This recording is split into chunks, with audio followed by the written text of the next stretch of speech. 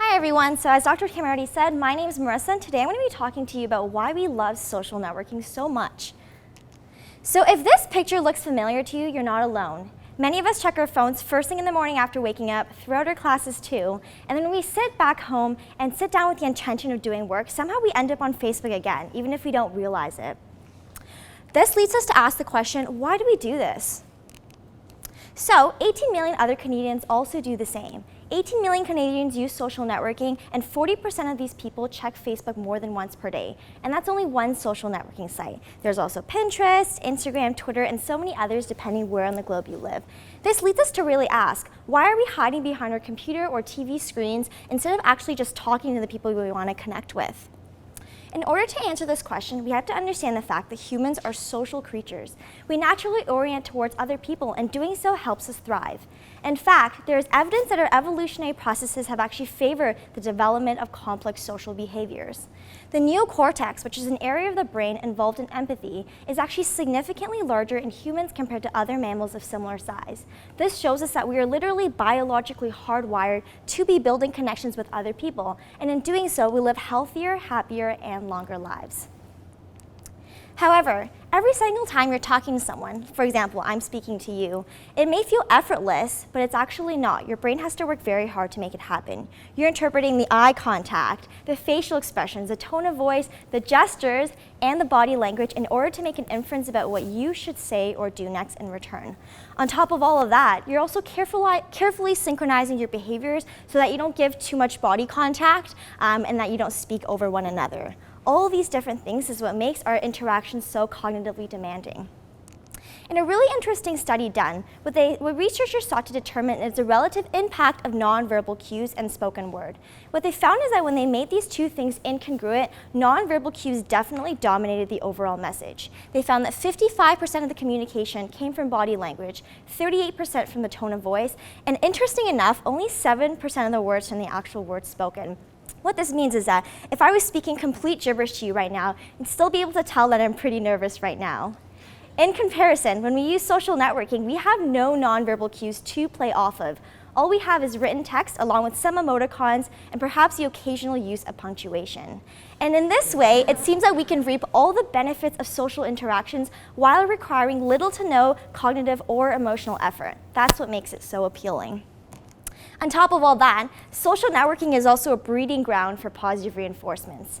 Every single time we use social networking, we're rewarded by comments, likes, shares, retweets, and this all makes us feel really fuzzy inside and more importantly, socially connected and popular. In doing so, we are more likely to continue using these sites in the future. However, Although every time you experience these positive reinforcements, they feel exhilarating and provide almost instantaneous gratification, they ultimately lack the components that actually make interactions with other people fulfilling.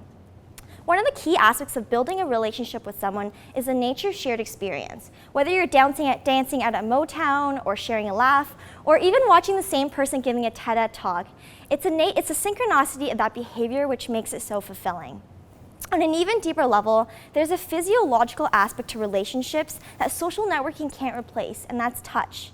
Physical touch triggers a cascade of different endorphins that help us build relationships with other people. However, when we choose to hide behind our computer screens instead of actually speaking to the people we want to connect with, there are some serious consequences that do occur. Time spent on social networking actually positively correlates with depression and also predicts increased loneliness in the future. The time spent on Facebook also relates to higher anxiety and lower self-esteem. If we think back to our own lives, most people only choose to post the most attractive pictures of themselves and share the most amazing aspects of their lives, and that leads us to see an incomplete picture and makes us think that everyone else is better than us. On a UK social media survey, what they found is that 53% of users stated that since they started using these sites, they actually felt less confident about themselves and that it had worsened their lives in some ways. Despite this, all 53% of users stated that they continued to use it regardless. So on top of that, personality traits also come into play.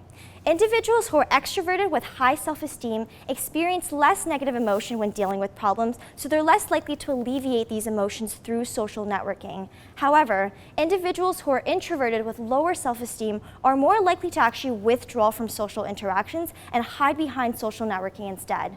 What this means is that the individuals who have more negative patterns of thinking are the ones most likely to be negatively impacted by the uses of social networking. This in turn creates a feedback loop that makes things worse over time. So, despite of all this, social networking is not really going anywhere, especially as the use of technology continues to increase around the globe.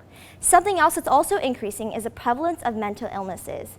If we consider the comorbidity of these mental illnesses with the use of social networking, we have to ask ourselves, how much is it actually impacting our society without us even realizing it?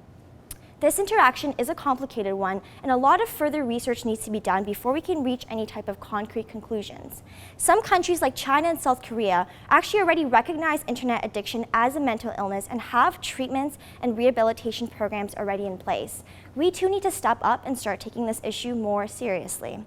So, next time you hang out with your friends, put away your phone and enjoy their company instead. I guarantee you that your 500 Facebook friends will live even if they don't get a status update from you in the next hour or so. Life is far too short to be spent staring at a screen. Thank you everyone for listening.